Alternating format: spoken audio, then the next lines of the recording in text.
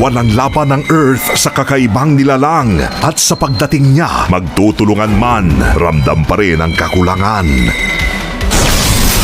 Kaya panahon na para sa pinakamaangas na sanipuwersa. Ultraman! Z! Narito na ang tagapagligtas ng Earth, Ultraman Z. Saturday, 6 a.m. Dito lang sa Heart of Asia.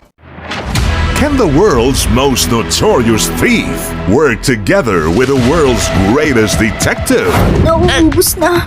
Ang lakas ko. Sono ko? Ran! Uy, Manong! Pwede bang butasan mo to? Yung nakabitin ba na yun yung kakilala mo? Ran! Ran! Kapit! Lupin the Third versus Detective Conan, the movie on Astig Anime Friday ng Heart of Asia. Baka ito na ang huling pagkakataon natin para magkita. Okay, I'll see you. Love never grows old. First ko si Third on Strictly Pinoy, only on Heart of Asia. Ang katatakutan hanggang pelikula nga lang ba? Ang totoo niyan, matagal na po itong abandonado. Pero dati, sobrang sikat to. Nagpapalabas sila para sa mga multo. Ramdam mo ba yon? Ang pakiramdam ko may tao sa likod ko. Paano kung tumawid ito sa tunay na buhay?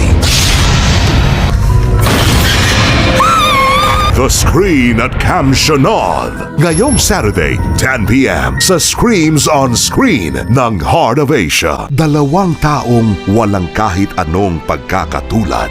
Ano pangalan? Joe yun, isang actress. Tanungin mo siya kung anong iniisip niya tungkol sa akin. Maliban lang sa pareho silang ipinanganak sa Year of the Tiger. Si Jiang Chango ay mamamatay na. Isa lang ang minahal niya na sobra. Kilala mo kung sino? Ikaw lang yun. Makahanap kaya ng kapanatagan sa isa't isa. Two Tigers. Ngayong Sunday, 8 p.m. sa Asian Cinemex ng Heart of Asia.